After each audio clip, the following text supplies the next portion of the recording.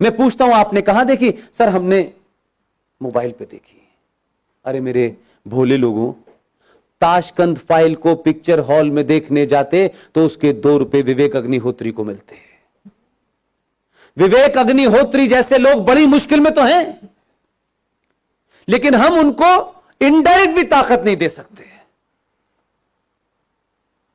वो किन किन से लड़ रहा है, किन हालात में बना रहा है, और उसके बावजूद डिस्क्रिमिनेट करने वाली ताकतें उसका डिस्क्रिमिनेशन कर रही हैं। लेकिन 90 करोड़ में से 10 करोड़ लोग तय कर लेते कि इसकी फिल्म देखने जाएंगे, क्या फर्क पड़ता है यार, हमारा नॉलेज ही बढ़ जाएगा, वो ओरिजिनल डॉक्यूमेंट ही देखने को मिल जाएंगे, क्या फर्क पड़ रहा है। एक बार तय कर लेते। वो अब कश्मीर फाइल बना रहे हैं। कैसे बना रहे हैं मैं जानता हूं। जरूरी नहीं है कि हर चीज का ढंडोरा पीटा जाए ढम ढम करके तभी होगा। दूसरी ताकतें इतना मजबूत करती हैं उनको कि पैसा वही बट रहा है पूरे उसमें। पूरी फिल्म इंडस्ट्री 2 हिस्सों में खड़ी हुई है, लेकिन जो आपके साथ है वो ताकत में नहीं है।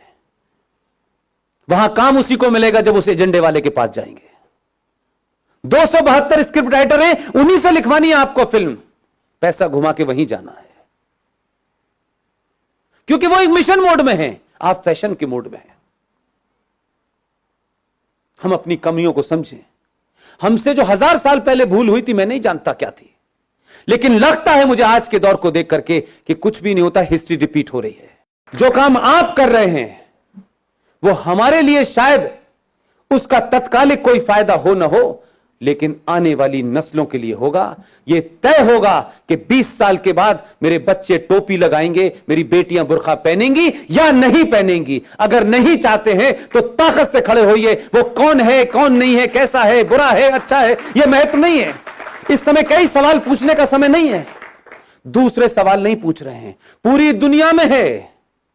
पाकिस्तान नेशनल असेंबली का चेयरमैन चिट्ठियां लिख रहा है सऊदी अरब को। 2.5 लाख की रैली निकल रही है उस बांग्लादेश को जिसे आपने चड्डी बनियान पहनना सिखाया है। नंगे घूम रहे थे वो, जिनकी आधी आबादी आपके मुल्क में है, और आपके मुल्क में सत्ता लोभी लोग उनको कह रहे हैं इनको रखो, ये हमारे दबान है, क्योंकि इन्हीं से हमें वोट मिलेगा और इसी हम सत्ता में रहेंगे। यही कारण रहा होगा 1000 साल पहले भारत के गुलाम होने का, जो आज दिखाई देता है मुझे। कैसे कैसे नारे लग रहे हैं इस देश के अंदर। हर राज्य एक अलग अलग बात कर रहा है। कोई यूएनओ चिट्ठी लिख रहा है, आपके लोगों की गिनती ज्यादा है उसमें। वही ताकतें बाहर निकल रही हैं। सबके नाम नहीं लेना चाहता, इतने महान नहीं उनका नाम लूं मैं, लेकिन राष्ट्र को आपकी जरूरत है। और आप समझ लीजिए, हम सब लोग इतने बेहया हो चुके हैं, इतने बेगैरत हो चुके हैं कि हम जरा सा अगर हमारे आदमी में कहीं कमजोरी हो गई, जरा सी कहीं हल्का सा भी वो कमजोर पड़ा, हम पहले लोग हैं जो ये कहेंगे। हम बहुत कह रहे थे यार इतना नहीं करना चाहिए था, देखो देखो इसने इतना ज्यादा कर दिया था, हम इतने मक्कार लोग हैं। हम उसके बुरे वक्त में, क्योंकि ये उसका बुरा वक्त नहीं है, ये देश का और राष्ट्र का बुरा वक्त है। इस वक्त कुछ भी नहीं सोचना है मुझे, न मैं सोचना चाहता हूं, न मेरी कोई महत्वाकांक्षा है।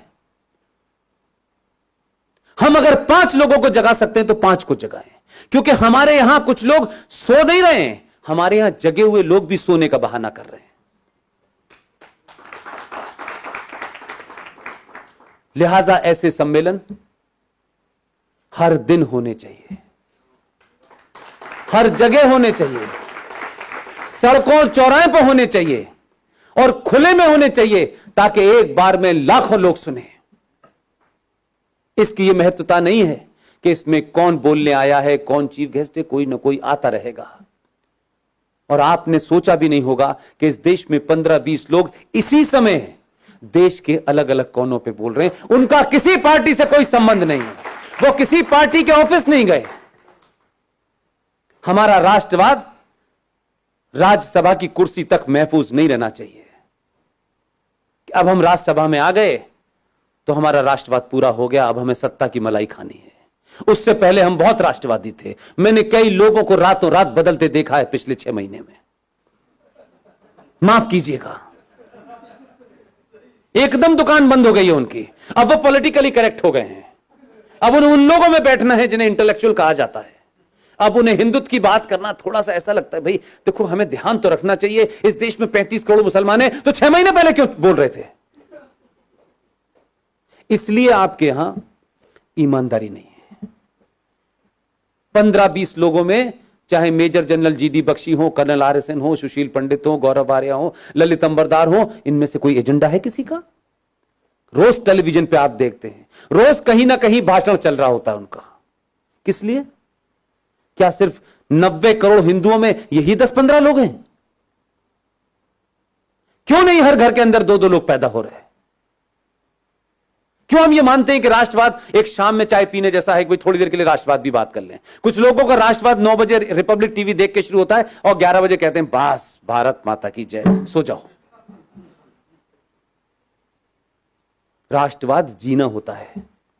अगर आपको अपने पे गर्व नहीं है, अपने इतिहास पे गर्व नहीं है, आपको बौनों जिन्होंने गुलाम बनाया है, अगर आप उनको महसूस कर रहे हैं, आप उनको मजबूरी में आपको झेलना पड़ रहा है, तो इसका मतलब यह है कि आपके अंदर कोई अपना स्वाभिमान नहीं है। जिसमें स्वाभिमान नहीं होता उसे राष्ट्र की कोई चिंता नहीं होती। उसको किसी भी हालत में रख दो, वो एडजस्ट कर लेगा, वो नाम बदल लेगा, वो धर्म बदल लेगा, वो लड़की की शादी करके एक नया रिश्ता बना देगा और नाम लगेगा, रख लेगा अपना शब्बीर कुमार। वो कुछ भी कर लेगा। अगर जागृत समाज होता तो उस दिन बोलना चाहिए था जिस दिन गुलशन कुमार की हत्या हुई थी। आप 3 चीजें रख रहा हूं रवि भाई, ध्यान दीजिएगा। इस देश की प्राइमरी एजुकेशन को हमने क्रिश्चियंस के हाथों सौंप दिया है, राइट? इस देश के इतिहास को हमने 70 सालों में कम्युनिस्टों के हाथों में सौंप दिया था। और तीसरी चीज बताऊं, इस देश का एंटरटेनमेंट आपने जिहादी मुसलमानों के हाथों छोड़ दिया है। आपकी तीनों चीजें आपके पास नहीं है, इसलिए गुलशन कुमार की हत्या हुई, आप समझे ही नहीं कि उसका क्या मसला था। गुलशन कुमार की हत्या भारत की एंटरटेनमेंट इंडस्ट्री के अंदर भजन, कीर्तन और मंदिर को बाहर कर दिया उसने। और अब मौला रे मौला होता है, लड़की हिंदू घर की होती है, लड़का मुसलमान घर का होता है। हर फिल्म में बताया जाता है इस्लाम कितना अच्छा है, हर फिल्म में बताया जाता है कि मुसलमान कितना अच्छा होता है। आपकी नई जनरेशन इसी चक्कर में गफलत में है। ना आपने खुद इतिहास लिखा है, ना प्राइमरी एजुकेशन आपके पास है, ना ही इंटरटेनमेंट का कोई नैरेटिव आपके पास है।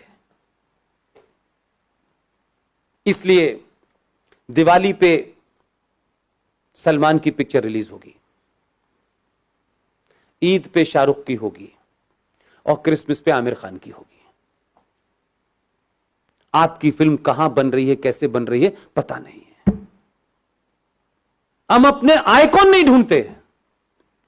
और कोई आदमी राष्ट्र के लिए बिना किसी लालच के कोई काम भी कर रहा होगा तो सबसे पहले हमें उसी के अंदर कुछ नुस्ख निकालना होता है।